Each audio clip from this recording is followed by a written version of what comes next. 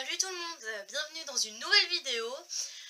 Aujourd'hui je vais vous parler de mon update lecture du mois d'avril. Donc pour le mois d'avril, là nous sommes le 9 avril et je viens de terminer un livre, donc je vais vous en parler. J'ai toujours ma panne de lecture qui est actuelle, donc ça fait que j'arrive toujours pas à lire beaucoup de livres.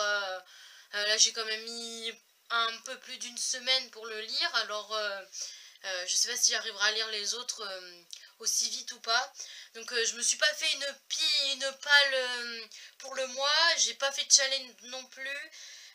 Tout simplement parce que j'avais fait un challenge il y a longtemps je crois, pour l'automne dernier. Sauf que j'avais pas réussi à lire tous les livres que j'avais mis dans la palle pour ce challenge. Donc je me fais pas de palle, je prends la lecture au pif comme ça me vient. Là j'avais envie de lire cette trilogie, alors voilà. Donc je vais pas tarder, je vais arrêter mon blabla et puis je vais vous dire le livre que j'ai lu. Donc il s'agit de La Cité des Ténèbres, Les Origines, donc The Mortal Instrument, Les Anges Mécaniques. Si je me trompe pas, ça s'appelle comme ça. Parce que moi j'ai l'ancienne couverture pour le premier tome, alors que le deuxième tome il a cette couverture là, donc il est mieux. Mais le premier tome je l'avais acheté il y a longtemps, avant que les nouvelles versions sortent. Je sais qu'il faudrait que je me rachète le tome 1 dans la bonne version. Parce que le souci c'est que j'aime pas trop, parce que vous voyez là il a la tranche un peu comme ça le premier, alors que le deuxième il a la tranche comme ça, donc et le 3 il est pareil que le 2, donc voilà. Donc ce livre je l'avais déjà lu, donc c'est une relecture, parce que le 2 aussi, puisque j'avais lu le 1 et le 2 à l'époque quand ils étaient sortis. Sauf que le 3 n'était pas sorti et malheureusement je n'avais pas pu acheter le 3 à sa sortie et le lire en même temps. Donc du coup ça fait que là j'ai acheté d'occasion le tome 3 si je me trompe pas, l'année dernière ou il y a 2 ans. Et du coup je m'étais dit que je voulais les relire puisqu'ils étaient que 3. Parce qu'il y a The Mortal Instrument, les 6 tomes de l'autre saga. Sauf que c'est pareil, j'avais lu le tome 1 que j'ai relu déjà. Du coup ça fait 2 fois que je l'ai lu celui-là. Et j'ai envie de relire l'autre saga, puisque j'ai pas lu les autres, mais je possède les 6 tomes de The Mortal Instrument, de la saga des 6 tomes. Sauf que le souci c'est que j'ai pas eu le temps de les lire encore, puisque je sors à peine de ma panne lecture, donc je me remets lentement à lire. En plus, je lis beaucoup électronique, parce que celui-là, je l'ai en papier, mais forcément, je l'ai lu en électronique. J'ai appris à lire électroniquement, malgré que je détestais ça à l'époque. Maintenant, je lis pratiquement que de l'électronique, que des books. Donc voilà. Et puis pour celui-là, comme je l'avais en électronique et tout, je l'ai lu. Et le tome 2 et le tome 3 je les ai en électronique aussi, mais je les posais en papier aussi. Donc du coup je lis en électronique, et puis dès que je fais des pauses je prends le livre et puis je mets le marque-page où je me suis arrêtée dans l'électronique à l'intérieur du livre, parce que ça me permet de savoir, de voir un peu la grosseur, où j'en suis, si je suis loin et tout. Parce que c'est vrai qu'en électronique ils te disent pas, ils te disent juste combien de pages il te reste à lire, mais ils te disent pas, non, tu vois pas, comme avec le pavé, quand c'est comme ça, tu vois pas tellement, quand tu mets un marque-page au milieu, tu vois pas tellement en fait. Alors du coup moi je fais comme ça. Alors donc je vais arrêter de blablater, puis je vais parler de ce premier tome que j'ai relu, parce que c'est ma deuxième fois que je le relis. Je suis incontournablement une fan et je suis adepte de cette série. Depuis qu'ils ont sorti le film, la série, je connaissais les livres bien sûr, bien avant qu'ils fassent le film et la série. Donc celui-là je l'avais déjà lu. Donc j'avais jamais fait de vidéo, puisque je commence juste mes vidéos. Donc du coup ce livre ça parle des origines. Donc ça veut dire que normalement, si je me trompe pas, The Mortal Instrument, la saga des 6 tomes se passe dans nos années à nous, genre dans 2017, 2016, 2018. Enfin voilà, dans les années 2010, voilà. Alors que ceux-là ils sont dans les années 1800 quelque chose, 1880 ou 1860, un truc comme ça, je sais plus. Je sais que c'est 1800, mais après les deux autres chiffres, je me rappelle plus. Donc du coup, il y a pas mal de siècles en arrière avant les autres. Bien sûr, évidemment, c'est bien pour ça que ça s'appelle les origines. Donc dans cette trilogie, c'est une fille qui s'appelle Tessa, qui vivait à New York et qui, après le décès de sa tante, a reçu une lettre de son frère qui avait eu du travail à Londres en lui disant de venir le rejoindre à Londres. Donc du coup, elle a reçu sa lettre avec un billet de train, de bateau je crois. Et du coup, elle y allait, sauf que à l'arrivée, c'était pas son frère, c'était des sorcières qui sont venues la kidnapper parce que Tessa ne sait pas, mais elle a des pouvoirs magiques en fait.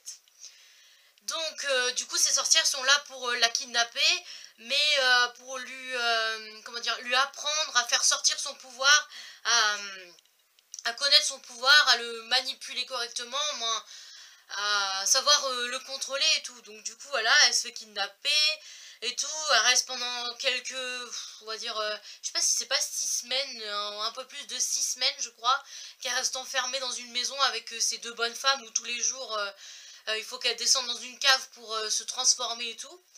Parce qu'en fait c'est une genre d'hybride, je sais pas, une métamorphe un peu bizarre, parce qu'en fait quand elle prend un objet qui appartient à quelqu'un, et bien en fait quand elle prend l'objet et qu'elle pense dans sa tête et tout, et bien tout son corps se transforme à la personne qui appartient à l'objet en fait.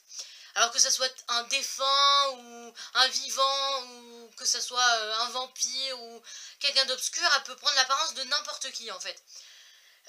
Donc du coup voilà, donc après elle apprend, nanana, et puis un jour elle se fait secourir par un certain Will, qui est un chasseur d'ombre. Si vous ne connaissez pas la saga, les chasseurs d'ombre c'est des guerriers qui chassent les démons et tout. Ils ont des... En fait ils sont humains mais à moitié anges. Du coup ils sont des descendants des anges, et du coup en fait ils sont... et du coup, c'est des chasseurs, depuis tout petit, ils s'entraînent au combat et tout, pour tuer des créatures obscures. Donc les vampires, les sorciers, les démons, et puis les fées, ben, tout le toin-toin, quoi.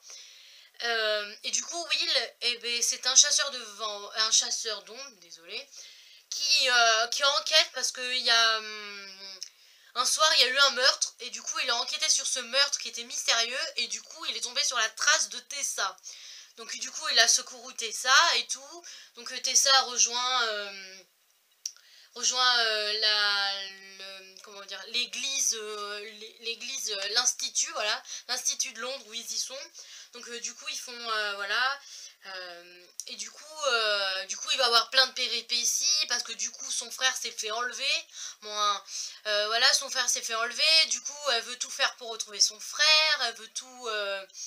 elle veut vraiment tout faire pour trouver son frère. Donc elle trouve l'aide des chasseurs d'ombre qui vont l'aider à, à, à chercher son frère, et elle va l'aider, et elle va les aider avec son pouvoir, elle va les aider. Donc tu vois, il va avoir ils vont faire une genre d'alliance quoi.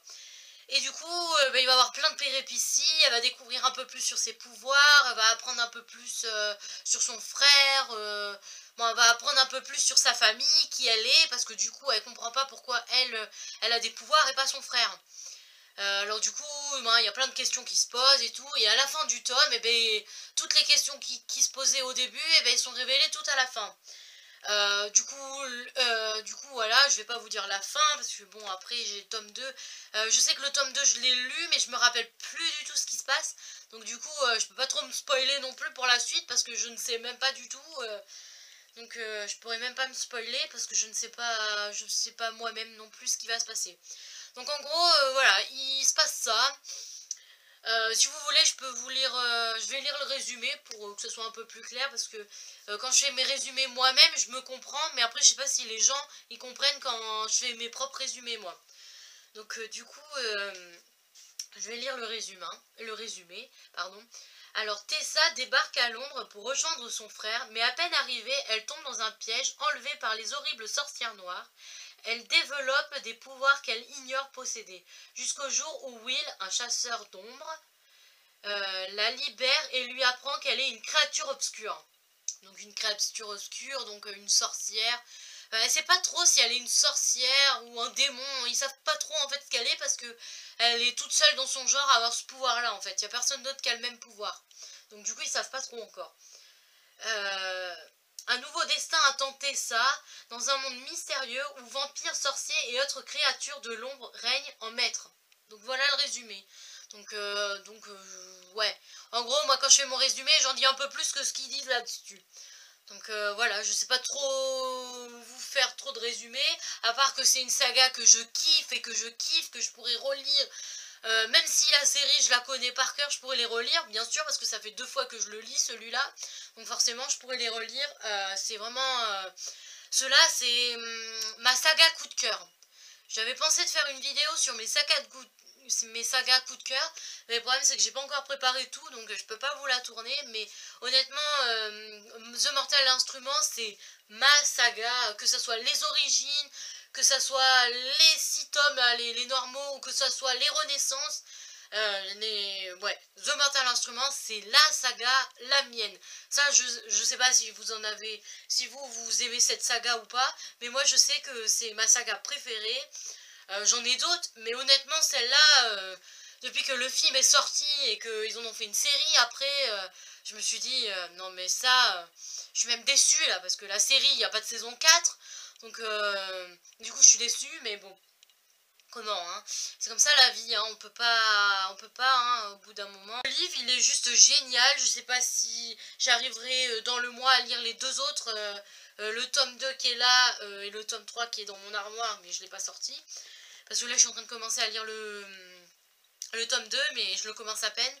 Et là, j'ai fait une pause parce que je me suis mis à regarder des séries sur Netflix. Donc, je fais une petite pause parce que j'ai remarqué que quand je lis trop, ben, au bout d'un moment, ben, j'en pète les plombs et du coup, j'arrête de lire pendant des mois et des mois. Et quand je regarde trop de séries, c'est pareil. Un peu de faire le mélange et tout, donc voilà. Et puis ben là je pense que je vais attaquer le tome 2. Donc là ouais c'est un petit bout pour vous dire ce que j'ai ressenti quand j'ai lu le premier tome. Qu'il était extraordinaire, que j'ai bien aimé, que à la fin du premier tome ça m'a énervé parce que ça se passait pas comme j'avais envie que ça se passe. Donc j'avais pas refait de vidéo durant le mois en fait. Et du coup, j'ai lu quand même 4 autres livres supplémentaires, donc j'ai pas eu tellement le temps de vous en parler en vidéo. Donc en fait, là on est au mois de mai, je sais que la vidéo je la tourne un peu tard, mais c'est le seul moment de libre que j'ai pu avoir pour tourner une vidéo. Donc je vais arrêter et continuer à parler de mes lectures du mois d'avril.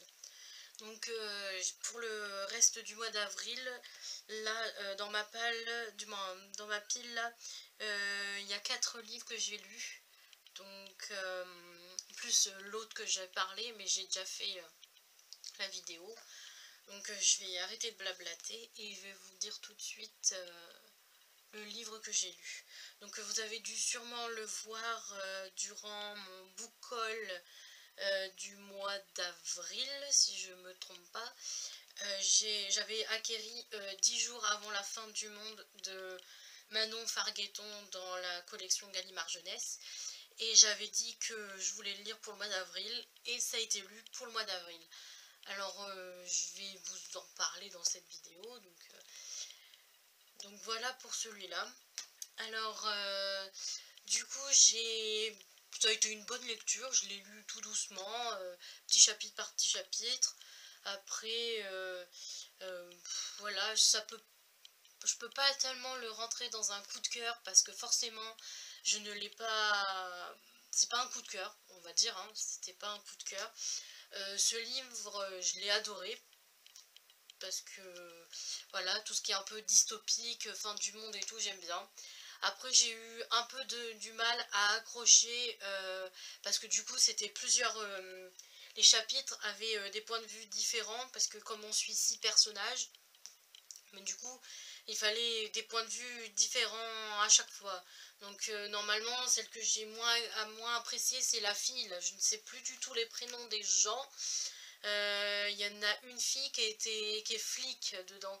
J'ai pas trop apprécié son point de vue. On remarque qu'on n'a pas eu beaucoup de points de vue. Mes deux préférés, ça a été la fille, une fille qui faisait des études, ou je sais plus trop, à la fac là, et elle a une sœur aussi qu'on retrouve. Bon, on va dire qu'en gros, la fille qui est dedans, pour moi, c'est le personnage principal parce que euh, durant le livre, elle va essayer de vouloir retrouver sa sœur, son beau-frère et sa nièce. Donc du coup, cette fille, je l'ai bien appréciée parce que bon, tu vas voir le reste de sa famille et tout. Donc voilà. Et après, le garçon, aussi, il y a un garçon dedans qui habite pas très loin de chez elle, qui se sont rencontrés au hasard, qu'elle l'a pris en photo. Et du coup, ils se sont rejoints plus tard. Parce que du coup au début on suit les 6 personnages lambda comme ça et en fait leurs destins finissent par les croiser et du coup les 6 personnages vont finalement finir ensemble durant le bouquin. Donc voilà, après qu'est-ce que je peux dire d'autre? Celle que j'ai moins appréciée en personnage, ça a été la flic forcément. Il n'y a pas eu beaucoup de points de vue d'elle et tout. Après, il y a aussi un point négatif que j'ai pas trop apprécié. Alors d'un côté, j'ai bien aimé, mais du coup, ça m'a donné envie de lire le truc en fait. C'est qu'en fait, on suit un couple aussi où je crois, si je me trompe pas, elle s'appelle Sarah, la fille, et le mec, il s'appelle Gwendal, je crois, un truc comme ça, si je me souviens bien. Et Gwendal, lui, c'est un écrivain, il écrit des bouquins et tout. Et du coup, on suit les passages de son nouveau bouquin qu'il écrit en fait. Et du coup, à l'intérieur du livre, et ben, t'as les passages de son bouquin qu'il est en train d'écrire. Alors du coup, au début, j'ai eu du mal à assimiler un peu tout, et c'est vers la fin du livre que tu arrives à comprendre l'histoire qu'il a écrit, bon, en tout cas ça parle et tout. Et franchement, j'étais tellement intriguée par l'histoire que Gwendal écrivait, que je me suis dit, ben, c'est dommage que l'auteur, elle en a pas fait un bouquin de ce que lui, il a écrit, parce que j'aurais bien aimé vouloir lire toute l'histoire que Gwendal a écrite dedans, en fait. Alors du coup, on suit, normalement, il y a Sarah, Gwendal, euh, euh, non pas, j'allais dire Louane, mais non, Louane c'est la fille du bouquin là, du bouquin qu'il a écrit. Lily, ah voilà, Lily Anne, il y a Lily Anne, ça fait 3. Il y a Valentin, ça fait 4. Valentin, après il y a le taxi là, celui qui fait taxi, qui les a emmenés là. Je ne sais plus du tout comment il s'appelle, bon du coup voilà. Donc en gros, ça suit la péripétie entre ces 6 personnages qui, leurs destins vont se croiser en fait, ils vont se réunir ensemble et tout. Et du coup, en fait, ça parle de ça en fait, que c'est la fin du monde, qu'ils essayent de trouver une solution pour arriver à survivre et tout. Et c'est vrai que la fin, j'ai été super choquée parce que la fin, ça a fini sur une note et du coup, dans ta tête, tu te dis, ouais, ben, l'autrice aurait pu faire un peu plus dans le bouquin, faire un peu, genre 10 jours après la fin du monde, admettons, pour savoir s'il y avait des survivants et tout. Mais à la fin, ça finit, hop, comme ça. Comme si ça coupait, comme si t'avais un bugage d'internet et ça te coupait la lecture et que du coup, tu pouvais pas avoir la suite. Alors je ne sais pas s'il y aura une suite à ça ou je ne sais pas du tout comment ça va se passer. Mais j'aurais bien voulu que la fin se finisse un peu mieux que sur les dernières notes que j'ai pu lire quoi. Bon, je vais pas vous le dire sinon je vais vous spoiler mais voilà, on peut pas dire que c'était un coup de cœur, on peut pas dire que le livre je ne l'ai pas aimé, je l'ai aimé, je l'ai pas adoré, j'ai juste aimé. Ça a été une bonne lecture. Je m'attendais à mieux. Quand tu vois le titre 10 jours avant la fin du monde, tu t'attends à mieux. Et pourtant, c'est une belle bricasse. Hein. Il fait quand même plus de. On avait dit. Plus de 400. Plus de 450. Environ 455 pages. Alors, du coup, ça fait une bonne bricasse. Et puis, tout le long du livre, ben. Tu snacks un peu quand même. Et moi je pensais que c'était la fin du monde. Ouais si c'est la fin du monde mais je pensais à plus quelque chose un peu plus apocalyptique que les ressentis, les émotions. Hein, c'était... Voilà, je pense qu'il y a mieux en livre au niveau dystopie, ça, il n'y a pas de doute. Mais voilà, je peux pas dire que je l'ai détesté, je peux pas dire que c'était un coup de cœur. Je peux juste dire que j'ai passé un bon moment de lecture avec celui-là et que voilà, je le conseille pour ceux qui aiment bien les dystopies et que ils savent pas trop quoi lire pour passer un bon moment. Et bien honnêtement, je le conseille parce qu'il se lit très facilement et très vite. On voit même pas les 455 pages se lire d'une traite. Pourtant, j'ai mis quand même une semaine pour le lire. Mais c'est parce que j'en lisais un petit bout tous les jours, pas tout d'un coup. Mais du coup, voilà pour celui-là. Donc, voilà. Après, dans le mois d'avril, j'avais dit aussi pour le book haul que je m'étais acheté Charlie Davidson le tome 1 et Charlie Davidson le tome 2. Donc ces deux livres ont été lus au mois d'avril. À la suite, hein, forcément, parce que quand tu les lis, voilà. Hein. Alors je peux pas, je voudrais vous faire un résumé un peu pour éviter que ça soit trop long, mais je sais pas trop comment vous le dire, à part que ça parle d'une fille qui est détective privée et qui est une faucheuse. Donc les fantômes doivent passer à travers elle pour qu'ils aillent dans le ciel. Et du coup, oui, ça raconte... a fait des enquêtes sur du coup des enquêtes là le tome 1 ça parle de trois avocats qui se sont fait tuer et du coup elle les a vus en fantôme et du coup elle les aide à comment on peut dire ça, elle les aide à résoudre leur meurtre pour pouvoir qu'ils aillent dans l'au-delà. Donc voilà, et puis après il y a le fameux inconnu qu'elle voit dans ses rêves et qu'elle finit par le voir en fantôme et tout, bref voilà. Je peux pas tellement vous dire plus parce que j'en ai déjà parlé dans mon book haul et puis je ne sais plus dans quelle autre vidéo j'en ai parlé. Mais du coup voilà, je l'ai lu facilement.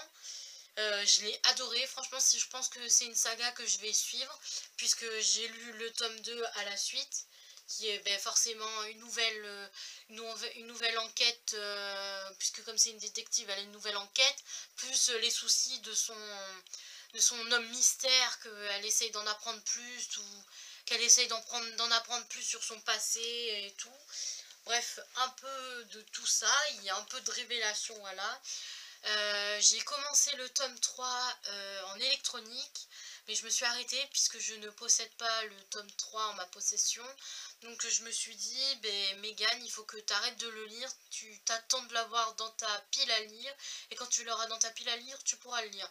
Mais je suis tellement pressée de pouvoir avoir toute cette saga entière pour pouvoir toute la lire, vous ne pouvez pas imaginer à quel point. Je n'ai pas compris pourquoi j'ai mis autant de temps à vouloir lire cette saga parce que il y a quand même 12 tomes donc ça veut dire qu'elle existe depuis peut-être 4 ou 5 ans donc et moi j'ai mis tout ce temps à les lire donc je me comprends pas parfois mais voilà donc les deux ont été lus. Je ne sais pas quoi vous dire d'autre, je peux pas trop vous spoiler le tome 2 donc voilà et puis le tome 1 j'en ai fait un long résumé euh, donc le book haul, donc je vois pas pourquoi je dois en faire un, à part que je l'ai surkiffé, que je l'ai aimé, que voilà, j'ai adoré l'intrigue parce que c'est une fille qui fait des enquêtes et tout, sur des fantômes et tout, personne veut la croire, bref. Du coup, il y a des trucs de famille, il y a pas mal de trucs. Là, si je me trompe pas, l'enquête qu'elle va suivre dans le tome 3, que j'ai commencé, elle va suivre sa meilleure amie qui l'aide dans ses enquêtes. Je ne sais plus, j'allais dire Gisèle, mais je suis pas sûre qu'elle s'appelle comme ça, je ne me rappelle absolument pas des prénoms. Ça c'est un truc qui est dur chez moi, c'est que je me souviens plus des prénoms des personnages parce que je lis tellement de livres que les prénoms, quand t'as fini le bouquin, ils s'effacent quoi. Et du coup, sa meilleure amie qui l'aide à faire les enquêtes, et elle a une amie à elle qui a disparu et du coup ils enquêtent un peu sur ça et tout, plus après ce qui se passe et tout. Bref, du coup, voilà, en gros, je kiffe juste cette série, je la conseille énormément pour ceux qui ne l'ont toujours pas lu ou qui l'ont arrêté ou je ne sais trop quoi, mais je la conseille énormément parce que moi je viens de la découvrir et honnêtement c'est divin, c'est un bijou malade. Donc voilà pour ceux-là. Donc c'est toujours les Charlie Davidson hein, qui sont dans la collection Milady. Hein. Je pense que tout le monde sait de qui c'est et où ils sont. Donc voilà pour ceux-là. Alors après, le dernier livre que j'ai lu, au mois d'avril, fin avril, parce que je voulais pas le lire puisque je fais le mois de la fantaisie au mois de mai et que ce livre je l'avais mis dans le mois de la fantaisie. Sauf que le petit souci, j'étais tellement pressée de le lire que j'ai pas pu attendre le 1er mai. Donc du coup je vous en parle puisque je l'ai lu fin avril, donc il va dans avril. Donc il s'agit de Cara Killian, le premier tome de La marque du démon de Diana Rowland, si je ne me trompe pas, dans la collection Milady Bitlead. Donc du coup, ça parle d'une fille qui est flic et que son hobby c'est invoquer des démons. Donc du coup voilà, alors dans ce premier tome, c'est Cara,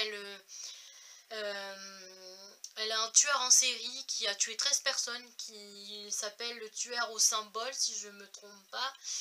Et du coup, elle enquête pour trouver qui c'est. Et en plus, par erreur, elle a invoqué un démon qui n'était pas censé être le bon. Bref, du coup, il y a plein de péripéties. J'ai adoré cette saga. Honnêtement, là, je commence à aimer tous les livres de Milady. Surtout la collection Bitlead, parce que tout ce qui est surnaturel et fantasy et tout ce tralala, c'est un peu mon hobby à moi, donc voilà.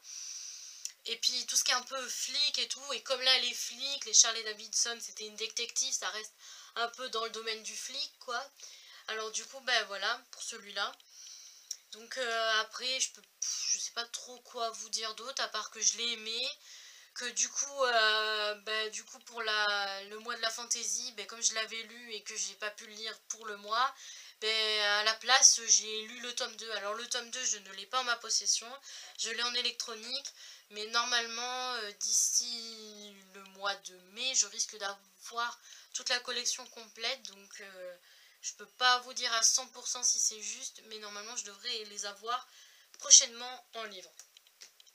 Donc voilà, elle fait des enquêtes, elle essaye de trouver son tueur au symbole, qui à la fin du bouquin, elle arrive à trouver qui c'est, bien sûr, hein, normalement quand tu commences une enquête, à la fin du bouquin, l'enquête est finie. Puis voilà, le démon, tout ça, je ne sais pas trop quoi dire d'autre. À part que j'ai aimé cette histoire parce que tout simplement j'aime bien un peu tout ce qui est domaine un peu j'aime pas les thrillers, ça c'est sûr, j'aime pas les thrillers, les romans policiers et tout, mais quand il y a un peu de surnaturel dedans, j'achète parce que j'aime bien tout ce qui est un peu surnaturel, démons, vampires, fantômes et tout. Donc moi ça parlait d'une flic enquêtée et puis après il y a eu des démons, donc forcément moi j'aime ça. Donc voilà, donc j'ai pu le kiffer, j'ai même fini le tome 2 pour le mois de la fantaisie et j'ai commencé le tome 3, mais j'ai fait un peu comme Charlie Davidson, j'ai préféré attendre de pouvoir avoir les livres dans ma possession, donc voilà. Donc voilà, c'est tout pour cette vidéo. L'update lecture pour le mois d'avril est fini. Je ne sais pas ce que vous en avez pensé. Si vous avez lu les livres que je vous ai présentés. Qu'est-ce que vous avez lu en livre pour tout le mois d'avril. Et puis voilà, hein, des petits commentaires, des petits j'aime, des petits abonnés. Voilà, tout ce que je peux vous souhaiter, c'est de bonnes lectures. Et à la prochaine pour une prochaine vidéo.